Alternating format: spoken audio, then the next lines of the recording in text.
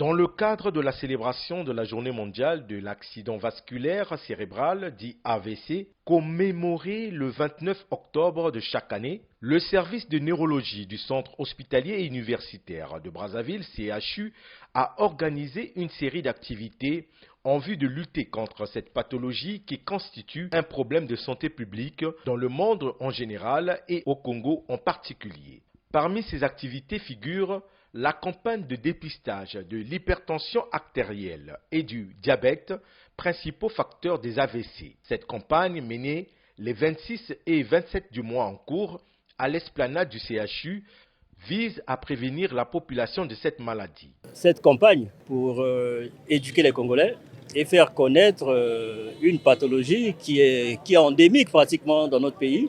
Il s'agit des AVC, c'est-à-dire des accidents vasculaires cérébraux. Dans chaque famille, on a au moins une personne qui est un jour fait un AVC. Et c'est donc important de donner toutes les informations à la population pour prévenir cette pathologie-là. La majorité des personnes qui font des AVC dans notre contexte souffrent de l'hypertension artérielle et du diabète. Donc prévenir ces affections-là, ces facteurs de risque, permettra donc de réduire le nombre d'AVC parce qu'on a observé une augmentation importante du nombre d'AVC. Et généralement, ça a un rapport avec l'hypertension artérielle. Et l'âge de l'AVC est de plus en plus jeune. Le médecin gériatre, le docteur Aurélie Mafouana, a évoqué les différents AVC qui surviennent de façon brutale chez l'homme. L'hémorragie, c'est le sang, en fait, qui gicle au niveau du cerveau. Ischémique, c'est un caillot, en fait, qui bouche un vaisseau. Donc, selon la localisation de l'AVC au niveau du cerveau, c'est selon aussi la clinique. Ça peut être grave pour certains, comme ça peut être pas grave pour d'autres. Donc, dire qu'il y a un qui est plus que l'autre, non. C'est des AVC, ça reste, on va dire que ça reste un problème grave, puisque plus tard, il y a toujours des conséquences. L'AVC, ça peut se manifester par une paralysie du bras, ou du membre de la jambe, ou bien une paralysie du langage. La campagne de dépistage de l'hypertension artérielle et du diabète a eu un écho favorable auprès de la population. Il est de notre devoir de prendre connaissance de ce genre de choses tout en sachant que l'AVC aujourd'hui tue beaucoup, c'est un tueur silencieux. Et donc moi, je me suis porté garant de venir prendre soin, me faire consulter et avoir des conseils qu'il faut. Dans le cadre de la poursuite de cette campagne de lutte contre les AVC, le service de neurologie du Centre hospitalier et universitaire de Brazzaville a également procédé à la sensibilisation des forces armées congolaises ainsi que les agents du groupe AOGC à cette pathologie. Cette édification a porté sur les signes avant-coureurs et sur les mesures de prévention. Nous avons profité de cette journée mondiale de l'accident vasculaire cérébral pour essayer un peu de sensibiliser la population, le grand public. Nous avons parlé des facteurs de risque de l'AVC. Et nous avons insisté sur l'hypertension artérielle parce que c'est le chef de file, environ 80%, ça occupe environ 80% des facteurs de risque. Nous avons donné des conseils en ce qui concerne les recommandations à suivre pour éviter la survenue de ces facteurs de risque. Cette année, à l'occasion justement de cette journée mondiale de l'AVC, on a décidé d'accentuer notre action sur la prévention de ces AVC parce qu'on observe effectivement qu'elles deviennent de plus en plus importantes dans la tranche des sujets jeunes. Donc dans la prévention, il faut tout d'abord commencer par identifier les facteurs de risque cardiovasculaire. Voilà pourquoi entre-temps on a établi un stand au CHU pour essayer de diagnostiquer l'hypertension artérielle et le diabète. Ce sont les deux grands facteurs d'AVC. Sauf que, étant donné que l'AVC survient plus chez les sujets jeunes au jour d'aujourd'hui, on arrive aujourd'hui à découvrir d'autres facteurs de risque, notamment des substances toxiques. Et parmi ces substances toxiques, on peut citer le tramadol, que les jeunes utilisent régulièrement. On observe de plus en plus d'AVC hémorragiques en lien avec ce tramadol, mais aussi des substances, disons, aphrodisiaques que les jeunes aujourd'hui ont pris l'habitude de consommer avant des rapports sexuels, pour dire les choses telles qu'elles sont. C'est-à-dire, il y a des noms connus, voilà, on parle de Ankourou, voilà, Boma, Mama, sans oublier le stress qu'on connaît tous parce que voilà, on vit dans une société stressante, que ça soit au boulot ou à la maison. Donc, c'est tous ces facteurs-là qu'il faut d'abord identifier, ensuite contrôler pour pouvoir justement essayer de vaincre l'AVC. En ce qui concerne les mesures préventives, d'abord, on va commencer par l'hygiène de vie. Dans l'hygiène de vie, on va parler du régime alimentaire. C'est-à-dire il faut manger tout ce qu'on dit d'habitude, moins salé, moins sucré, moins gras. Et aussi, il faut pratiquer une activité sportive régulière. Il se pose inévitablement la question de l'intérêt pour nous, militaires, d'aborder ou d'évoquer les AVC.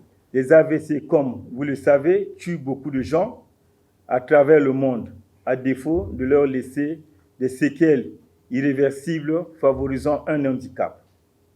Notre pays, le Congo, n'est pas en marge et les militaires, à l'instar des civils, ne sont pas à l'abri. Les AVC sont des accidents qui touchent le cerveau. Ils sont la deuxième cause de décès au Congo après le paludisme. Au cours de cette sensibilisation interactive entre les participants et les experts en neurologie, un accent particulier a également été mis sur les thématiques comme activité sexuelle après l'AVC et la rééducation post-AVC. Lorsqu'on fait un AVC, on peut avoir une paralysie. Et donc, cette paralysie entraîne une faiblesse musculaire ou alors une spasticité, c'est-à-dire le durcissement du muscle.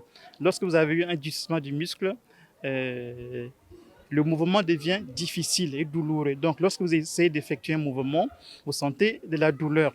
Or, on sait que pour avoir un acte sexuel accompli, il faut effectuer des mouvements. Lorsque le mouvement devient douloureux, il y a une appréhension à effectuer le mouvement. Donc, cette appréhension crée un stress et le stress est incompatible avec la fonction sexuelle. Donc, on peut développer dans ce cas des troubles de l'érection. La rééducation occupe une place très importante dans la prise en charge de l'AVC. Pas forcément dans la prévention, mais dans la prise en charge de l'AVC. Quand l'AVC s'est déjà installé, il y a des problèmes moteurs, il y a des problèmes sensitifs, il y a des problèmes de vigilance, des problèmes de mémoire. La rééducation, elle trouve sa place dans toutes les étapes. On confond souvent la rééducation avec le massage. Le massage, souvent, ce sont des malades à qui on va demander, on va mettre de l'huile, on va vraiment faire du massage et on perd le temps au patient. Alors, le patient, souvent, va nous arriver avec des complications. C'est des articulations qu'on a du mal à bouger. Donc, c'est des patients qui ne peuvent plus marcher, qu'on ne peut plus rattraper, alors que la rééducation, proprement dite, c'est dans les 6 premiers mois qu'il faut vraiment qu'on insiste pour faire la rééducation la plus intense possible. Elle doit être le plus précoce possible. Les participants à cette activité de sensibilisation ont salué son importance. Les AVC aujourd'hui constituent un problème de santé publique, comme nous l'a dit le conférencier. Et ça vient à point nommé pour sensibiliser la corporation de la force publique en général, sinon des forces armées congolaises en particulier, sur cette maladie qui tue énormément dans le monde. Outre la sensibilisation, l'équipe de neurologie du centre hospitalier et universitaire de Brazzaville a formé les agents de santé des différents hôpitaux de la capitale aux AVC. Donc cette formation visait à former donc, ces personnels sur la prise en charge de l'AVC avant, pendant et après. Donc, qu'est-ce qu'il faut faire pour prévenir l'AVC? Lorsque le malade a un AVC, qu'est-ce qu'il faut faire? Et après un AVC, qu'est-ce qu'il faut faire?